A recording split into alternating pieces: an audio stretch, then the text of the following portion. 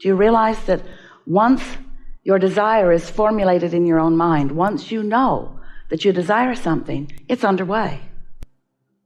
So much has come before that point that you often do not even realize, because you got into the receptive mode, you usually don't know how, and you received the impulse or the inclination for that desire. But so much happened before that happened. And once that happened, since so much has already happened, once that's happened, once you know that you desire something, it's underway. Can you grasp that? Does that make some sort of sense to you? We want it to, because if you can get that, if that we just said to you makes sense to you, if you really believe it, if you really understand that once this experience has caused a formulated desire to be in your conscious mind, so much momentum has already taken place that it is a sure thing that it must come to full fruition, to the see it, hear it, smell it, taste it, touch it, where you can see it and recognize it and experience it. And others who are looking on in your direction can witness it too. But sometimes, even though the desire has formulated within you, even though it's vivid and it's real, you have other thoughts that surround it. That thought came in a sort of a flash, but then other thoughts that you've been practicing sort of bury it deep in the resistance. Thoughts like, oh, I can't do that, or I don't know anybody that's done that, or hardly anybody ever gets to do that, or this isn't something that my family has ever experienced, or this is so new to me, or I'm not qualified, or I'm not ready, or I'm not worthy, in other words, there are thoughts that you sometimes, you don't mean to, pile in on top of that. And it turns out, it's always been this way, but it's just sort of occurring to more and more of you, that your thoughts matter a lot. Your thoughts matter a lot, because what you think is a vibration that law of attraction is responding to. So what you think, and even more important, how you feel about what you think, equals your point of attraction, and everything that comes to you is controlled by that. Sometimes you don't realize that you have control of what comes to you, but it's always because you haven't practiced yet control of your own thought. If you're like most people, you let what's going on in your environment control your thought. We love you so much. You know what's coming next. But you are reactionary beings. You are reactors to conditions. And we understand why you would be, because things that are manifested, that's what your life is. In other words, your life is all that is surrounding you, and you've come as this fully manifested being capable of seeing and hearing and so forth, because you want to experience life in this way. You want to experience this leading edge version of life, this leading edge physically manifested version of life. You know, there's a whole lot of life that isn't fully manifested, but everything that is non-physical is experiencing with you this fully manifested life. We're all out here on this leading edge together. So we understand, in fact, we recommend that you embrace fully the physicality of your experience. We want you to devour it with all of your ability to translate vibration through your eyes and ears and nose and fingertips and so on. We want you to feel and see and hear and taste this life experience. It's what you were born to do. It's why you were born. It's what you wanted when you came. But in order to do that purposefully, in order to do that deliberately, it is so beneficial to have a basis of understanding of how it all works. And so that's what we've been about for a long time, explaining to you that you are vibrational beings, even though you do see. The reason you see is because you translate vibration, but you don't know you're translating vibration. You're just seeing. You're just experiencing the end results of being able to translate that vibration. And because there are so many things that you are experiencing just automatically, your physical mechanism was born doing those things, you don't realize that you have an emotional system within you that is the guidance about the most important vibration, which is the vibration of the relationship between you and who you really are. So here's how it works. Quickly. Many of you could say this as well as we are about to. And therefore, we're going to say it fast. You were non-physical energy before you came into this physical body. You were pure, positive, non-physical energy, non-resistant energy. You were consciousness, and you had a very explicit reason for wanting a part of that consciousness to be born into this physical body. So here you are, splat, in this physical body. And now, here you are exploring all of the variety around you, the contrast of what you are living, knowing what you don't want, and therefore knowing what you do want. And with all of that deciphering, even before you were able to speak, all of that deciphering even while you are able to speak but may not be speaking about it, all of that witnessing of life, you are offering continual rockets of desire as you, importantly, come to your specific and personal conclusions about what you would prefer from where you stand. That matters so much. So you launch these rockets of desire, many of them unconsciously, not even realizing that you are launching them. Unconsciously meaning not speaking it out loud yet. Knowing that when someone's rude, you'd like them to be nicer, and knowing that when you don't feel good, you'd like to feel better, and knowing when you don't have enough of something that you'd like more of it, and knowing when you've got too much of something that you don't want, that you would like less of it. In other words, you are knowing, you are sifting through, and you are launching these rockets of desire. And therefore, usually, unbeknownst to you, you have created a vibrational version of the better world that you wish to live in. The better world that you personally wish to live in, where people are nicer to you and you are nicer to them, where you are feeling free and so are they, where you are in your differences co-creating with one another for the benefit of the whole, where you are evolving as a species and as an individual.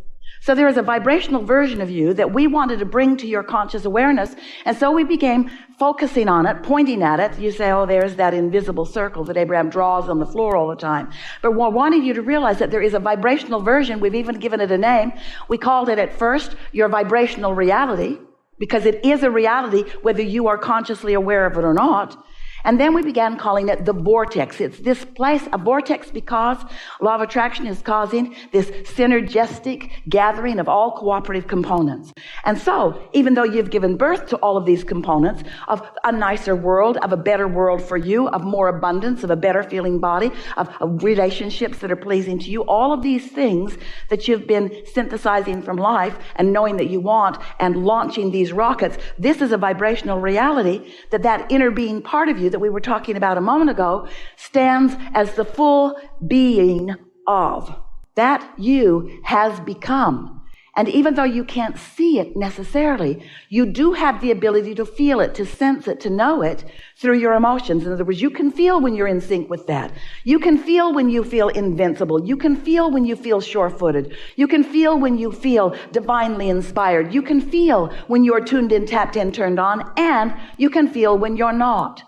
And this alignment, this allowing, this being, the vibrational being that you were born to be and that you have already created, this state of being is what we are today calling the receptive mode. In other words, it's your recognition, your conscious tuning to the frequency of that state of being. Now, what comes next? Jerry, Esther's beloved, who made his transition a while ago, Jerry was always talking to Esther about how do thoughts turn to things? How does it happen? How does this world exist? How do these physical things be? Where did they come from? How do they be? He and Esther read the Seth books for a long while before they began having this Abraham experience. And Seth said, you create your own reality. And Jerry said, I accept it, but how? Seth said, your point of power is in the present. And Jerry said, I sort of kind of get that, but what do you mean by that? And then we've spent all of these nearly 30 years since that explaining how it is that you create your own reality. How do these thoughts turn to things? How does the vibration that you have launched just through the living of life, how does it become a vibrational realization? How does the idea turn into a car in your garage? How does the desire of your heart turn into a relationship that is so fulfilling and satisfying? How do you get these things you want? Get them in the fully manifested way. And as humans, you've struggled with this for a while, especially those like you who label yourselves as more of the spiritual bent. In other words, you war with one another over the materialistic world versus the spiritual world. And we want to say to you, there is no more spiritual world than this fully manifested world in which you are living. Because this manifestation is the promise of what you call spirit. This manifestation is the leading edge of the thought that you were born thinking, you see. And so we want to help you be deliberate in your creation. So this message has evolved over time with your help, with the help of your asking. And today it's going to evolve further, and tomorrow further still, because you are a group of those who are really on the leading edge. You are a group who are asking new questions from your now understanding of who you are. We want to say to you that you were source energy before you came into this physical body, and now that you're in this physical body, you're sifting and sorting, you're launching new rockets, and you've created a vibrational reality. Pretty fast, huh? You've created a vibrational reality that really is everything that you want so far. But there is a vibrational reality that you have not, if you are like most normal humans. There's a vibrational reality that you have not allowed yourself yet to witness, to realize. But you could, with just a little vibrational tweaking, you could, if you understood that this is a vibrational universe and that you are a vibrational offerer and that your emotions tell you what you're offering vibrationally. So in these days that are today and tomorrow, as we are chewing together with you, it is our desire that you come into full knowing of how you can bring from this vibrational reality that we are calling a vortex into your full experience all of these manifestations that you desire. We want each and every one of them to be experienced fully by you. But even more important, we want you to have fun in the conscious, deliberate turning of those thoughts to things. We want you to take pleasure in achieving a vibrational integrity with what you want. We want you to become a master at maintaining that vibrational harmony with who you are and what you want.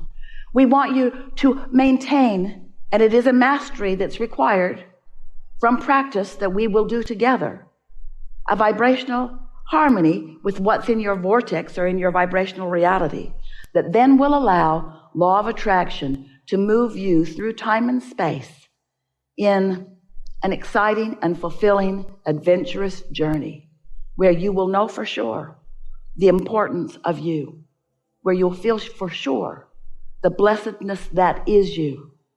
And most of all, from our perspective, you will feel the togetherness of us with you in the unfolding of all of that. We want you to realize that you are not alone. We have been haunting you and you don't even know it. You are not alone. We are with you in your thoughts and ideas and desires. And it is our knowing that all things that you have consciously realized that you desire are very close to becoming fulfilled in that full manifestational way. And we want to show you how. In the early days, we said to you that if you have a desire that you believe, then it's done. If you want it and believe it, then it's coming into place. You're witnessing the unfolding of it right before your eyes. We want you to realize that there is an absolute process of your thoughts or desires turning into experiences. We want you to feel what it feels like to have launched lots of pieces of it, sort of like putting the ingredients of a cake into a pot. So as you put each of those ingredients in, it was not that satisfying. Flour is not thrilling. As you dump that stuff in a little bit at a time, still, it's just a sort of gooey mess.